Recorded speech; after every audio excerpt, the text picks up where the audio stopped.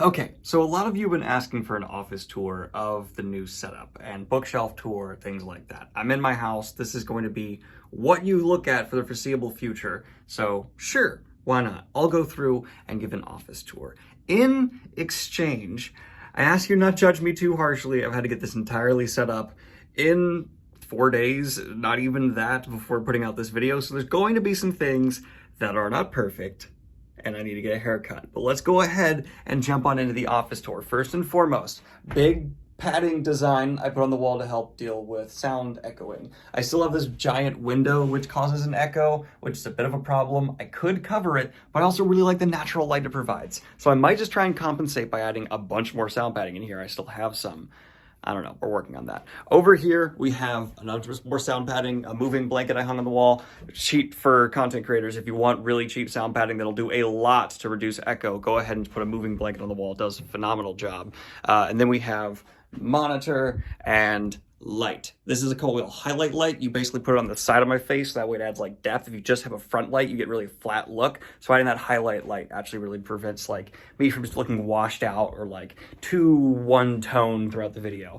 I talked to the photographer about how to make videos look better, and he provided that answer. All right, then we have, of course, just more sound padding. Top of the shelf, we have a ship that's actually like a large inspiration for the book I'm writing, the main series, not the novella trilogy. I love this ship. I got it ages ago, and it's been a fantastic little thing. It's called The Sea Witch. And hey, book announcement, the book in the main series I'm working on after the novellas, the boat within the book is going to be called The Sea Witch as a reference to this. Anyway, now we have a Daenerys my dad gave me as a thank you for getting him into Dresden. If you read Dresden, you know why that's a thing. Then we have Lord of the Rings, followed up by The Wheel of Time.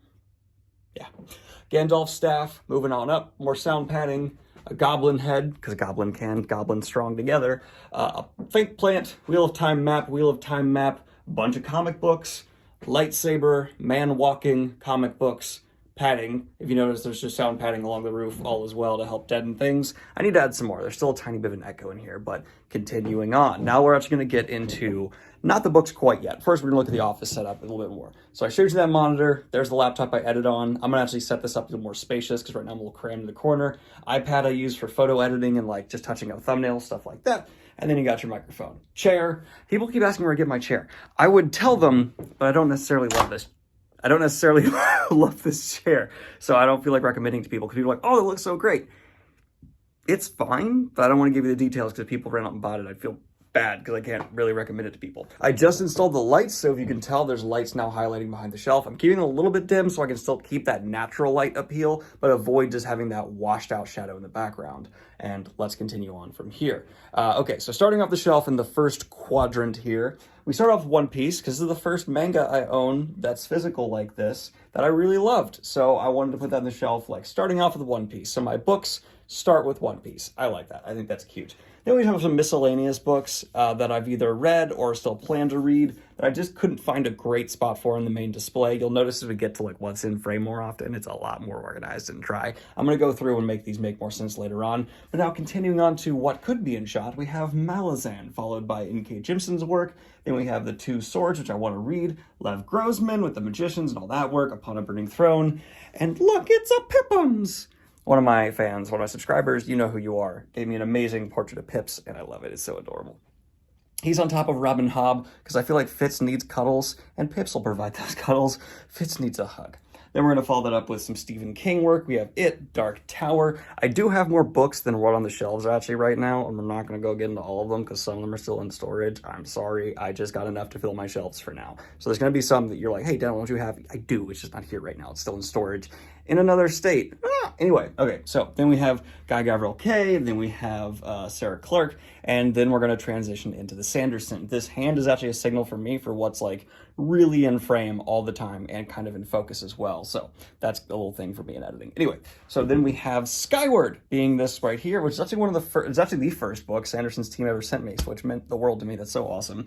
Followed by paperbacks of the Stormlight Archive. We have Arcanum Bound, Mistborn UK edition, Way of Kings again, and let's move on down to what I call Sanderson Continued. So in Sanderson Continued, we have Rhythm of War. I know To my OCD people out there, I have a hardback of Rhythm of War and not a bunch. Dude, my collection is chaos, and it reflects me, and I like it for that reason. Moving on. Then we have all the leather bounds that are going to be now prominently, beautifully displayed in frame. If you notice in my fantasy news I put out, I didn't realize they weren't quite in frame. Trust me, for now they're going to be in frame.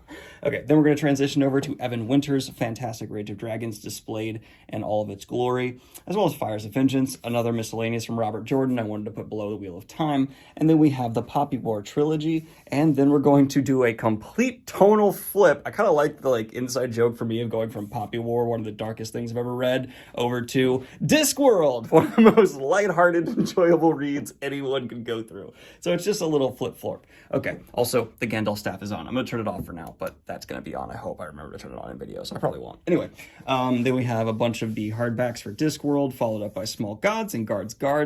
Oh, thank you so much for the Discworld Society that sent me all this stuff. You guys are amazing. And of course, the Dresden Shelf. It pretty much kept the same as we had before. I want to keep the Dresden Shelf. The Dresden Shelf is just awesome. All right, then coming back over to the corner here, we have Powder Mage, followed up by Ria Revelations, and Witcher. Then we have Gideon, followed up by my book, Breach of Peace. Links to order in the description down below, and my YouTuber plaque, self-promo, done. And then we have Joe Abercrombie, which there's some books behind there, but we won't get into that. Then we also have Green Bone Saga, followed up by Kings of the Wild, and then another Joe Abercrombie. Okay, I'm going to move this over there later on. Sorry. Now there's not... whatever. Okay, moving on. Six of Crows and the Inheritance Cycle and the few Rothfuss books that I have. Sorry for the weird pause.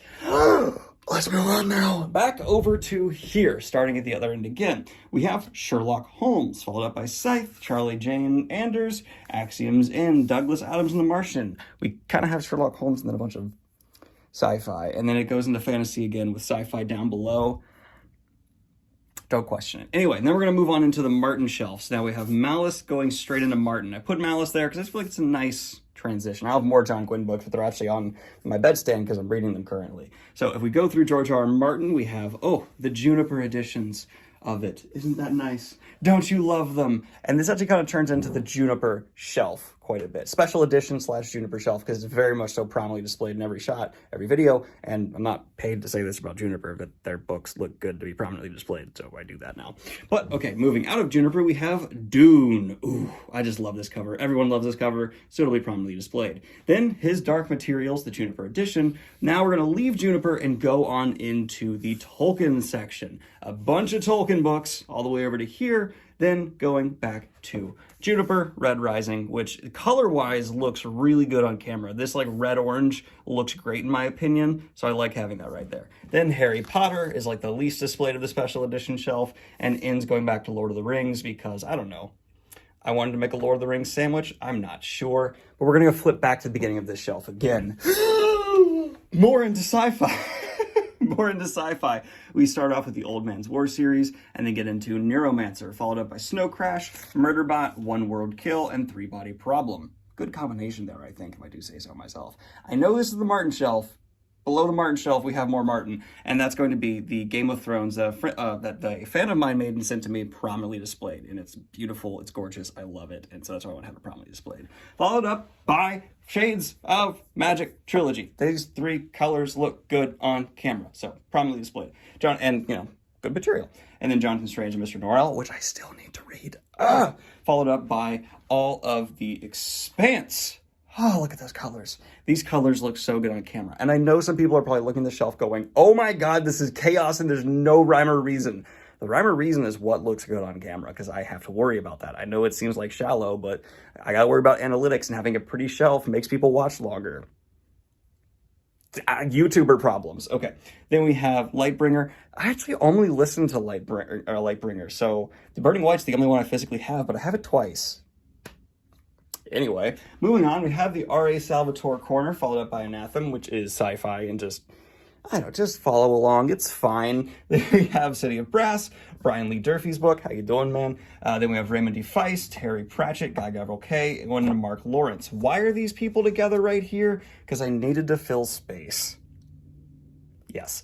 Then we're going to go into back to the beginning here again. And then we have my Wi-Fi router, which I don't know if I should show on camera. Is there anything on there that could give it away? I don't know, so I'm not going to. Anyway, we have Asimov going into some Jerry, what? Larry Niven. Okay. And then we have T.S. Eliot, a bunch of other sci-fi interesting stuff you can pause and take a look at. I'm going to go a little faster here. And then just more books that people have sent me I have not read. This is kind of just getting into the haven't read, need to get to eventually. Then we have Stephen Keller's series, which I like kind of being here as this good, sturdy base. Then we have a lot more classic sci-fi as well as just some filler books I couldn't quite place. And I will eventually go through and clean this up again. Okay, I'm giving you this show tour because a lot of people are asking for it. Just give me a minute to finish things off, shall we? Moving on. Then we're going to have the pulp minute because we have quite a bit of John Carter of Mars.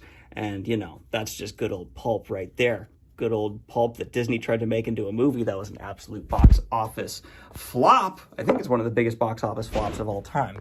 And then we have also Terry Pratchett as well. More Heinlein. We have Elliot Brooks's book. We have a Russian classic, The Master and Margarita, or even just like getting out of sci-fi and fantasy altogether a little bit here. We have a lot more classic sci-fi that I love. The Bard's Blade, that needs to get moved to a more fantasy section. And then really it's just, okay, we're going to go back to Wheel of Time again because I couldn't, okay, guys, listen, I know I love Wheel of Time too, but I already have this in every video prominently displayed. I can't do that and the full series. I can't do full Wheel of Time twice. That'd be a full shelf. So the rest of my actual Wheel of Time books, some of them first edition, are back down there. We're going to Bone. My copy of Rhythm of War I was sent early, so that's a review copy of Rhythm of War. It's different than the standard one, but whatever. Some more review copies that I was sent, as well as some classics, some more indie published stuff. Edgar Allan Poe, Heinlein, more classic sci-fi, Robert Jordan again. As I said, I'll clean this up. More Robert Jordan, more Jim Butcher, a review copy of Starsight, and Tad Williams, and a bunch of things over there. So that is the tour you all wanted that I provided now. I hope it was everything you asked for. Okay, yeah, okay. The bookshelf is recessed into a closet. I was doing that to save space, and it actually worked out phenomenally. This shelf is exactly the width of this closet after I pulled the doors off. I ripped them down, unscrewed the hinges and pulled them off lightly, and just shoved the closet in there, or shoved the shelf in there, and it worked like a charm. So that's truly, truly wonderful. And that's the fan that prevents me from being a sweaty mess while I edit. That's the office tour. Hope you guys are having a good one. Love you, bye.